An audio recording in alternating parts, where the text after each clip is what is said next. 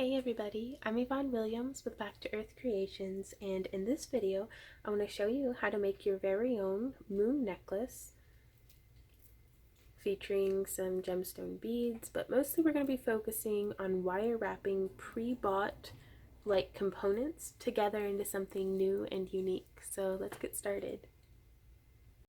So here are a few examples of the necklace we're going to be making in today's tutorial. This one just has a charm hanging down in the center of it.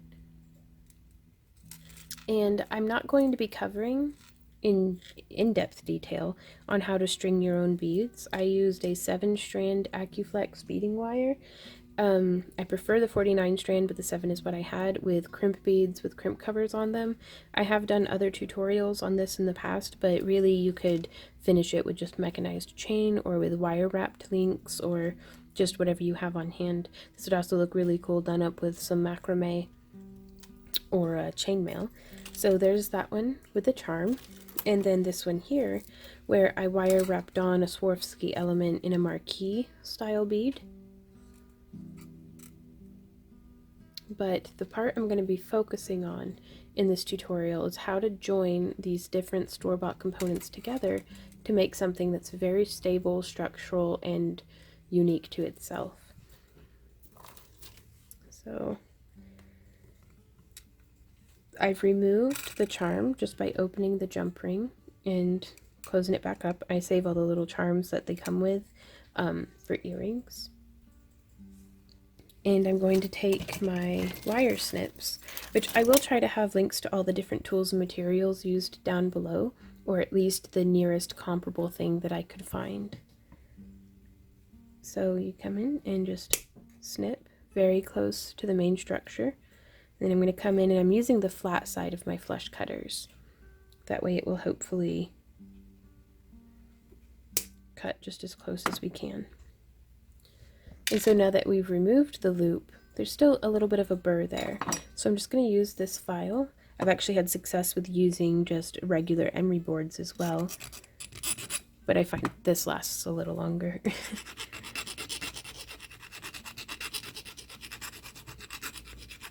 And I'm just going to file and smooth down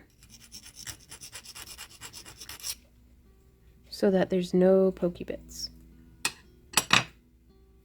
Nice and smooth.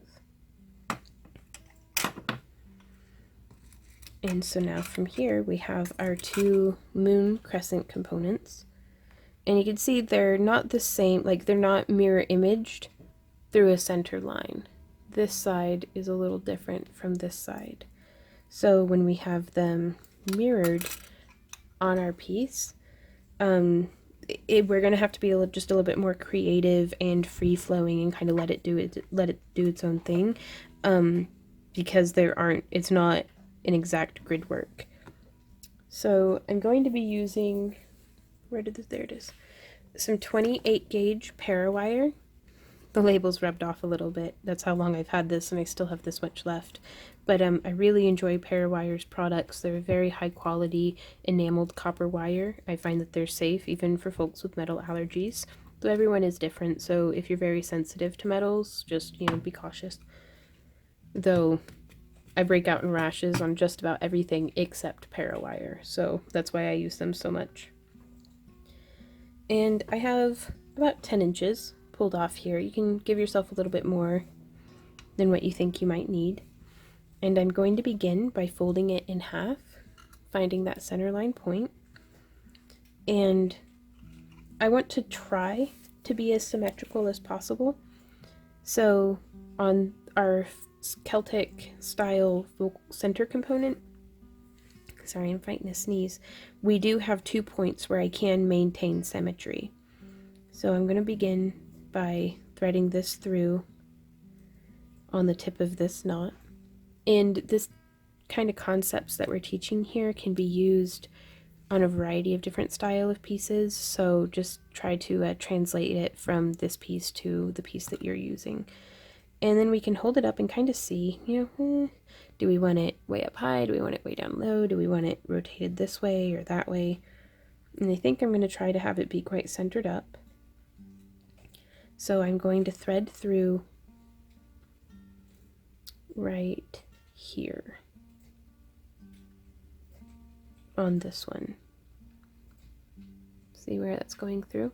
So I am going to go ahead and mark. You could use a Sharpie marker. I have a just calligraphy pen here on hand, and I'm going to mark just on the edge. It's going to be covered by our wire wrapping and the layers, and I'm just lining them up back to back and then marking over onto the other edge also. And this way, whenever I'm attaching, I'll know to line up roughly about here with right here. Cap our pen back up so it stays nice and dry. It's all over it. Oh, I think I melted it. Oops. Anyways. Push those off. We'll come back to those beads later. So this is what the back side's looking like. And so I have a top wire and a bottom wire. I'm going to pull it to where it's more of a, instead of halves, it's thirds. And then I'm going to thread this right where we had established to push through. And I don't want too much for my own personal preference. I'm wanting to avoid having too much overlapping on the inside of our circle. I want to leave that nice and empty. So I'm just going to try my best. The enameling that they used on this left to where it's, you know, kind of blocked up in some spots. So here I just have a T-pin. You could use a needle or anything like that. Be careful to not stab yourself because these are sharp. But we can just come in and clear out some of that enameling to give us more connection points to choose from. So again, let me see if I can zoom in just a bit for you guys. I'm going to try real hard to not wander off camera. Please be patient with me if I do. So just feeding through right there. Pulling through. Trying to make sure I don't get any kinks. Binding to this wire, or part of the frame. And then I'm going to see if I can't hop through another section in the back. Gosh, there's too much enamel in that spot, I think, to be able to wiggle my way through. Let me see if I can't punch it out from the back. Now I could also use a bead reamer to really grind out that spot, but I'm going to see if we can't do it with as few tools as possible. Aha! Okay, made it through. And sometimes I feel like my fingers get in the way, so I'm just going to get in here with my bent nose pliers and pull through. And now I'm going to wrap along here on the center edge. Now, I don't know if I had mentioned it already, but I did do this design in one of my live streams. At the time of recording, it was actually today, and you know, trying to demonstrate it, but the live streams have such horrible pixelated quality. I honestly, like, other than the hangout factor, I don't know why anybody watches them because they're kind of painful. But I do love hanging out with you guys in them. But it was requested to do an actual non-pixelated, you know, non-8-bit version, complete with lag and buffering of this design. And so again, I'm just whip stitching around, trying really hard to keep my wire from kinking, keeping them stacked side by side to each other. And then I'm going to snip it here on the inside because I feel like that's the point where it is least likely to get snagged on something. And I'm going to get in here with my petite bent nose pliers and smoosh, smoosh. There we go. Make sure there's no pokey bits. Now you can see here though, there's still a lot of movement there. So I'm going to find where our wire is exiting. Okay. And I'm going to see if I can't, should have fed this through before I did all the rest of the wrapping. I'm just going to kind of stick it through somewhere randomly, making sure that it goes actually through the moon crescent. So pulling. I'm afraid this might be zoomed in too much, but I really feel like this is some finer detail work, so I do want you guys to be able to see it. Okay. So we're threaded through. It's exiting there on the back. And I'm going to feed back through both layers into the next segment of the knotwork, pulling that nice and tight. Oh, well, drat. I just fed through the same spot I had just woven. So let's try to avoid that. Thank goodness my wire didn't break. Okay, so you can see I just did another grounding stitch there. And then I'm going to come up through, I think right here. Looks like a nice spot. I'm going to go right through that spiral from the back side.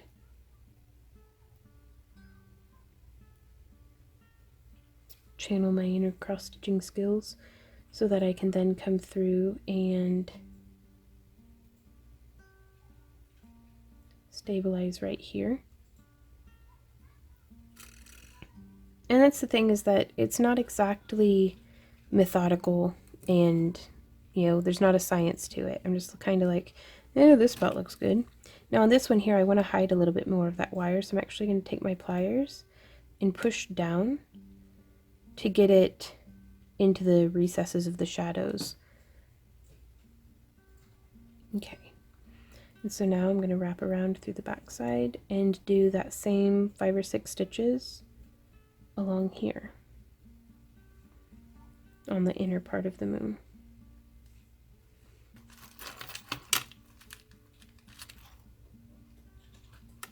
Now we could do it on the inside like how we are here, though on this piece I actually focused on the outside. So again, it's your own preference. And I think it's wonderful for each piece to come out just a little bit different. So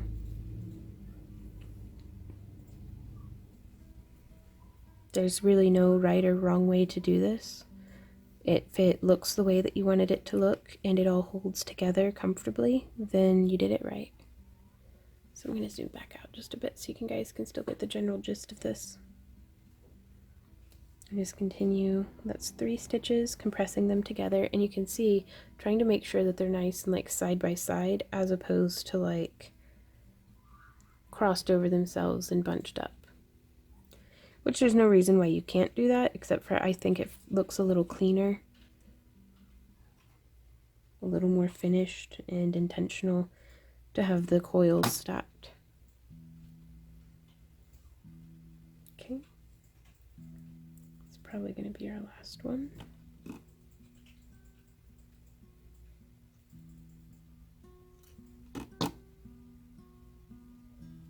And so for here, I'm going to come around here on the back side. I still want that wire finishing inside all the weaving. So I'm just going to get my tip in as close as I can and snip. And then smush down to finish that off. I'd love to get into soldering and stuff. That way I could just merge 2 pieces, but I am flammable and made of meat and prefer to just use wire for now. It's still a little wobbly though. I wonder how I could get it to be less wobbly. Thinking if I stabilize right here. So I snipped too soon. So I'm going to bring a wire through here and I like to do at least 3, preferably 5 stitches, because I feel like it holds on a little better. Wibble wobble, wibble wobble. Oh, sorry, I don't know why that's stuck in my head. Yeah, inner monologue right now while I'm doing this tutorial is cat memes and vines of like cats just like shaking their butts before they pounce on something, with the song that's like wibble wobble, do do do do do. Like, I wish I were a brighter, more clever creature, but that is literally like what the hamsters in my head are listening to all the time instead of doing their job. Do, do, do, do, do, do.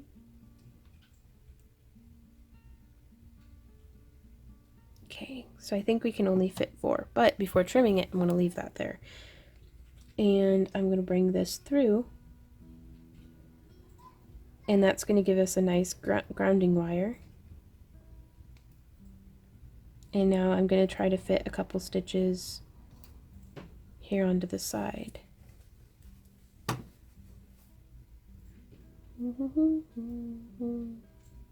Pushing that over with my fingernail, which I busted another fingernail off today, so that's great. It's making me really empathize with the folks who are like, man, you know, what if your fingernails are flimsy and stuff? Because I'm very fortunate to have very strong, thick fingernails.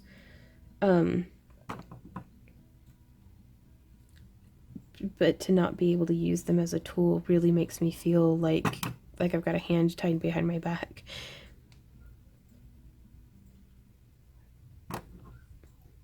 So my heart goes out to you guys. Especially if you don't have like the calluses and stuff built up either. That is much better. It's still a little more wobbly than I would have liked. So I could have added a little bit of a grounding wire here, which is why I'm glad I haven't trimmed it off yet, because now I can just sneak in and poke through there and pull through nice and tight, and then poke through there. So this one's actually getting a lot more wire going on all over the place than what I had intended, but by keeping our coils nice and tight and even, yeah, that's barely got any wiggle to it at all. So that makes me really happy. How am I going to bind this one off though? Great.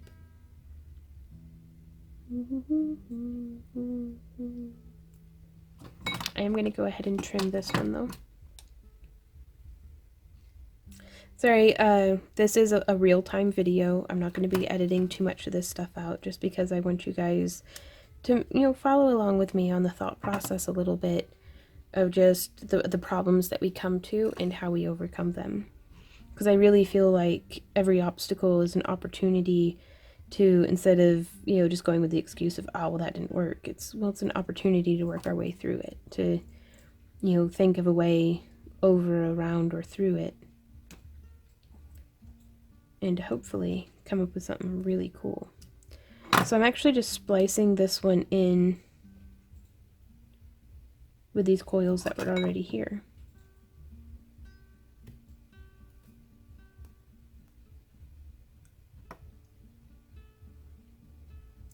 There we go. Now snipping as close as we can.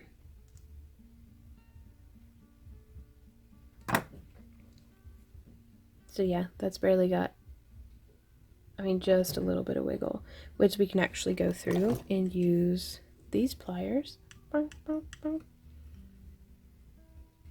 Well, that's gonna curve it just a little bit more than I wanted. So we'll use my kind of janky nylon gel pliers and just swoosh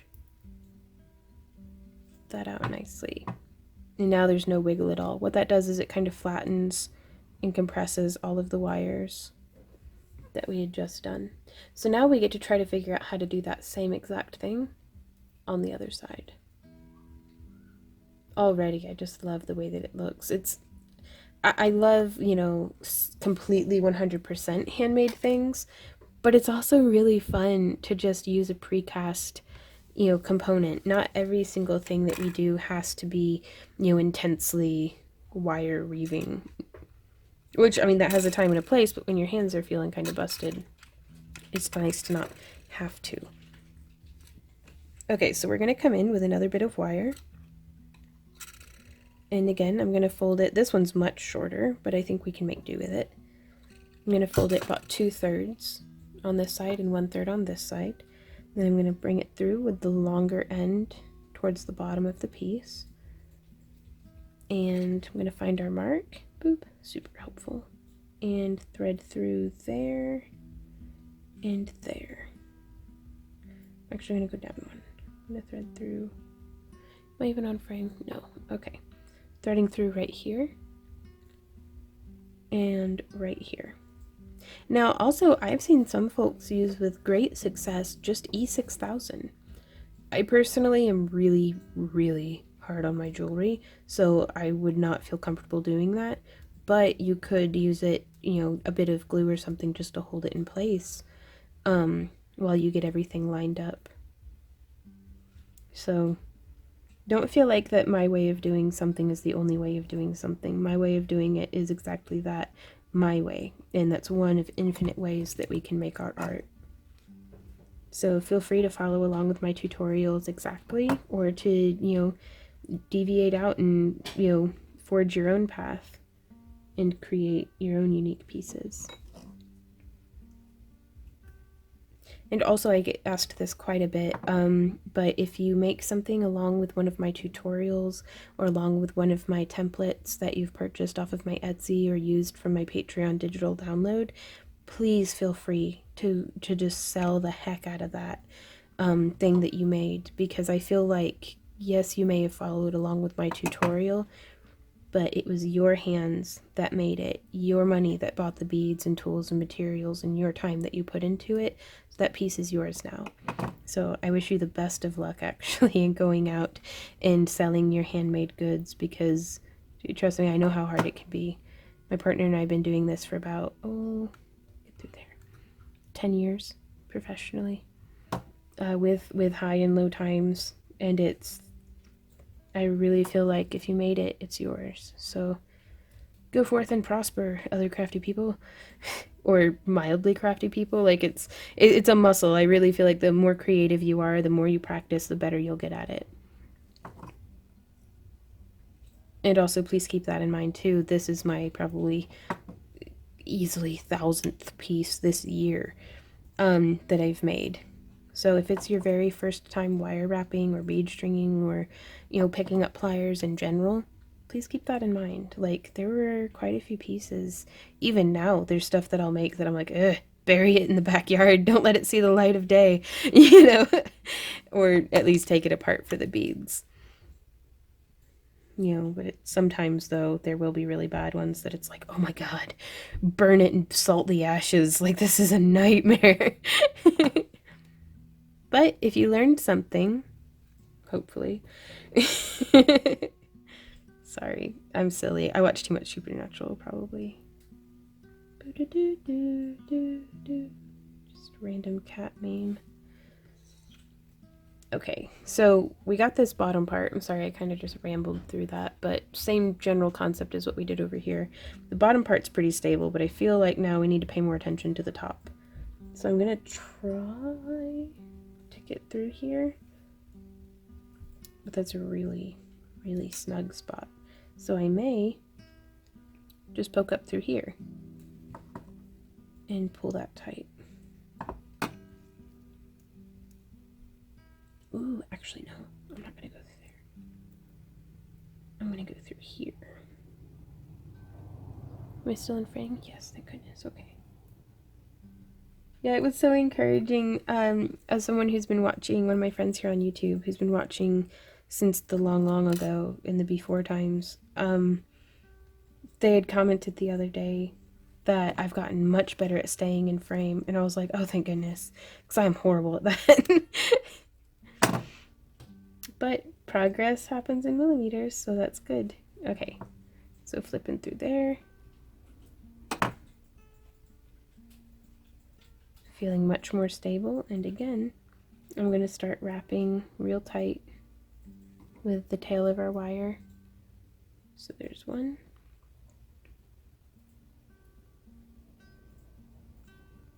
And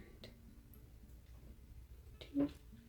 Now also, how I snipped off the loop, you could have left it and had that been your attachment, have that be your attachment point, but I did want to consider some less obvious alternatives.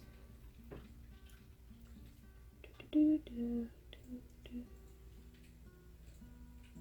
maybe. Okay, 4. These pliers really help when you've got, like, I mean, a centimeter of wire left, but you still have weaving that needs done. because there's no way I could have done this with just my bare hands. And it's like, I want oven mitts that are bare paws. That way I can say, like, I took it out with my bare hands. Sorry. You guys are here for the tutorial. I should stop talking. And that's nice and secure. So now I'm going to go ahead and trim down the tail on this one. Snip.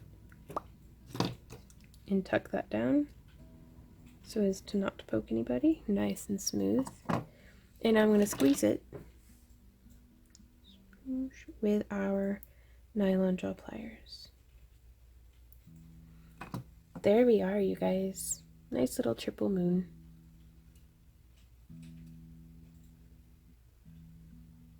And I just love all the detail with the filigree, all the beautiful knot work. Now also, I have gone through and sprayed this about 3 or 4 times with PIM. It's Preserve Your Memories. Again, I'll try to have links for that down below. If not, it is definitely worth a Google. It's not in production anymore, I don't think, but I stockpiled it and I used the heck out of it, so I don't know what I'm going to do when I run out.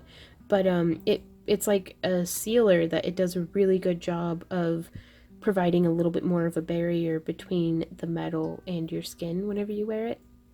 But you can also just as easily use a product called Renaissance Wax or even some acrylic sprays, but I've found some of the acrylic ones peel off, whereas the PIM really stays on there. In the past, I've purchased mine from polyclayplay.com, but I don't know if they still have any in stock at the time of recording. Okay, so now from here, we could have had just a regular charm hanging down. We could do this little cutie, which I think that's just a little long for my taste. So I think I'm going to do this one because we have some clear quartz crystal in the necklace, like in the chain that I had made with the strung beads. So which one do I want to pair it with? I'm going to pair it with this one. So we have rainbow moonstone and quartz crystal. So we could have some quartz coming down. But then we could also have this black onyx, which I think I'm going to do that one actually. I think that's really pretty and a nice contrast to the moonstone and the quartz, and I think would be really representative of, since this is of the moon phases, you know, waxing full and waning. Or waning. I don't know. I never know how to pronounce that. This will be really representative of the new moon, and I think that would be cool. So even a round bead would be cool. I mean, just whatever you want. It is your artwork, you know? Like, I cannot emphasize that enough, that this is your piece, you know? So a lot of the things that I make are just how I want to do it. So if it doesn't sit well with you, or, you know, you're like, yeah, that's nice, but then follow your heart and do your thing. Okay, so I've done a bend, and I'm coming in and wrapping this around so that it looks like this. And then I'm going to use my bent nose pliers to wrap probably 3 rotations. 1, 2. I'm going to wrap until the beads don't move.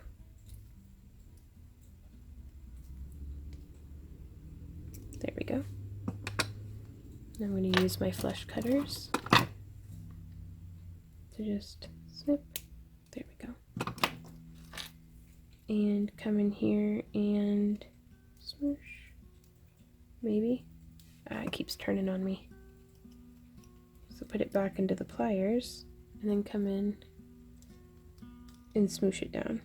That way there's no pokey little tail poking out. But now, oh no, there's no loop to connect it. So what we're going to do is actually take, here I have an 18 gauge 1/8 inch jump ring that I coil out of bright aluminum wire and cut on my ringinator. So I'm just going to open that up a bit. And you could use any jump ring that you have, but I like these. They feel solid.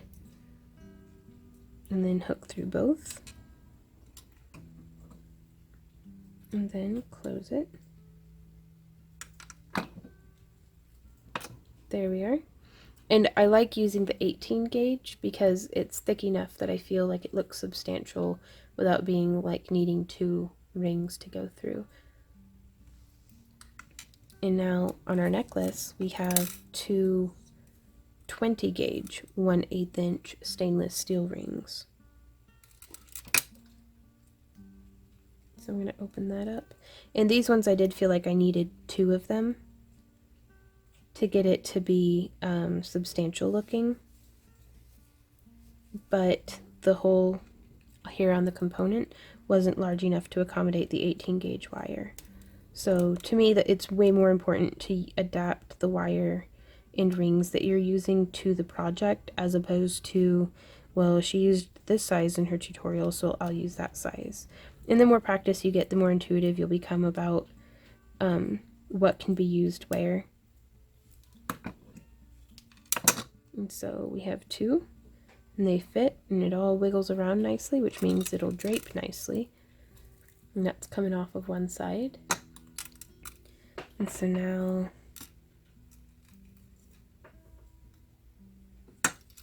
making sure I made a couple of these, so I want to make sure that they do match up, and they do. Adjusting the camera so I stop wandering off. So from here, and honestly at this point you can finish it however you want. You could have just attached regular mechanized chain, or you could be weaving a beautiful macrame necklace or doing some nice seed bead work.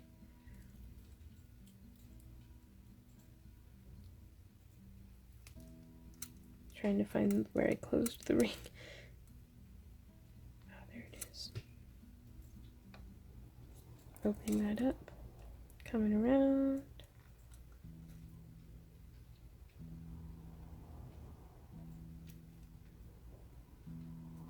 And sometimes I need to open up a little wider than what I do. There we go.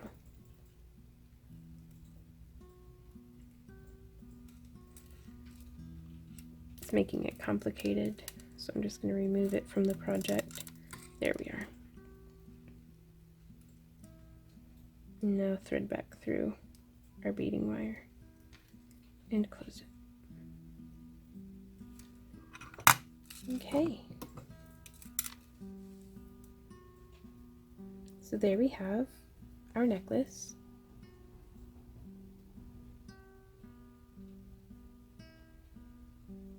With a nice little dangly bead.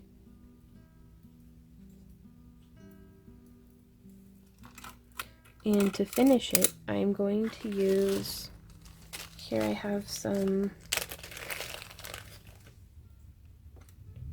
7 by 12 millimeter lobster claw clasps. And I really like these ones. And I'm right-handed, so I'm going to open up the loop on the right-hand side to thread it on.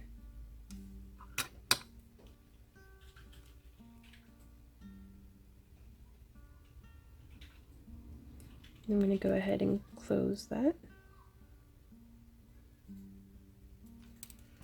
And then if you're making it for yourself and you don't want it to be adjustable, then you're done. You can just open up the clasp and hook it back on there. And that's how I like to secure them. You could also use a barrel clasp or a magnetic clasp or something. But I'm making this for sale out of my booth at the time of recording. It's coming up close onto Dragon Con. And I want anybody to be able to wear this necklace. So I'm going to add 5 inches of extender chain, which this is bulk chain that I got from theringlord.com, though you can also get it on Amazon if you don't want to have to pay. Sometimes they have higher shipping rates than what I like, but it's what I get for ordering like 40 pounds of stuff from them. So just bulk chain. And hooking through that loop. You could also make your own by just stringing jump rings together, but I do like the oval shape of this chain.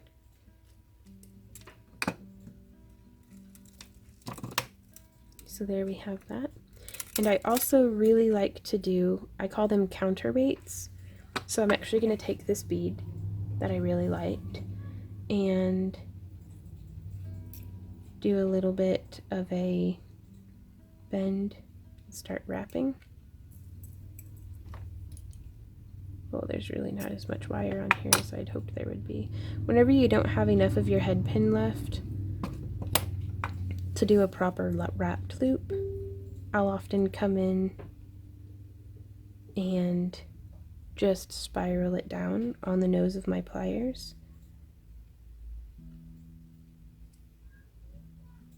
But I don't want that little chain to poke anybody, that little end of the wire. So I'm just gonna snip that. And now, having that done, we can open up the last link on our extender chain and hook that on there. And this just gives a really nice decorative element to the back of our necklace. And it'll just hang down the back of the person wearing it and provides a little bit of a counterweight to what's going on in the front. Let me zoom out. Can't even see what I'm talking about. So whenever you're wearing it, you have your necklace hanging in the front, and then this will be hanging down in the back. And you can just hook the chain wherever you like. So it'll be a little off center if you have it, you know, there on the furthest extension. But if you're just wearing it, boop, then it'll still hang nicely. So there we go, you guys. I think this is definitely beginner or at least intermediate friendly, but it might also be a great project for just if you want to break for your hands or need to make some stuff for your booth that you want to be, you know, still beautiful and unique, but maybe a little less labor intensive. So I feel like on pieces like this, I almost feel like the gemstones do all the hard work. They're so pretty just by themselves. I just have to get them to be a way that you can wear them. Hey y'all, thanks so much for hanging out with me in this tutorial. If you have any questions, comments, or ideas, please leave them down below. And if you have any requests for future tutorials, I would love to hear those as well. There are links to all of my different social media accounts, as well as Patreon and DeviantArt and stuff, like where my gallery is, down in the video description. If you follow along with any of my tutorials and would like to share like pictures of what you've made or tag me on Instagram or anything like that, please feel free to find me and connect over there. I can be kind of slow getting back to you sometimes, but I do try my best, and I love seeing what you guys are up to. You're very creative and very talented group of people. Like whenever I started my channel, I did not expect that one day I would be looking at y'all's work and be like, they do this better than me. Like they do my work better than I do. So you guys are like awesome. So keep up the great work. And if you enjoy my free tutorials and would like to support the creation of more of them, please consider joining me over on Patreon. We do behind the scenes content, digital download tiers, like craft crates. Like there's so many different options for supporting our channel, as well as you don't even have to be a pledger. We have a community page over that, so so long as you have a Patreon account, which is free to set up, you can comment and share pictures and participate in a bunch of different things over there without ever having to give me anything except for a bit of your time, which I really appreciate all of y'all's time investment in just hanging out with me and crafting and everything. So until next time, y'all, happy crafting. Bye.